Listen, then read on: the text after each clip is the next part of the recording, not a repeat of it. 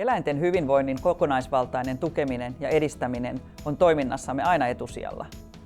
Petcare on yksi Suomen suurimmista eläinlääkeyrityksistä. Kotimaan myynnin lisäksi meillä on vientiä lähes 30 maahan. Lääkevalmistus on ulkoistettu tarkkaan valituille kumppaneillemme. Olemme olleet rohkeita investoidessamme lääkkeisiin, joiden kehityskaaret ovat pitkiä ja riskit suuria. Esimerkkinä menestyksekkäästä yliopistoyhteistyöstä ja isosta investoinnista lanseerasimme viime vuonna uuden tyyppisen koirien rauhoitukseen tarkoitetun lääkkeen Yhdysvalloissa ja Euroopassa. Me ollaan 3 perheen perustama yhtiö, sen lisäksi merkittävä osa meidän työntekijöistä on osakkeenomistajia. Mä olen tullut toimitusjohtajaksi yhtiön hallituksen kautta ja mun tehtävä on kaupallistaa meidän isot tuotekehityshankkeet. Meidän pitää kasvaessa olla valmiita ratkomaan yhä suurempia ongelmia.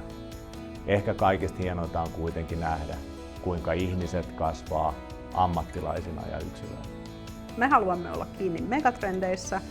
Tavoittelemme merkittävää kansainvälisen liiketoiminnan kasvua tavoitellen 100 miljoonan euron liikevaihtoa ja top 20 suurimpien eläinlääkeyritysten listalle pääsyä.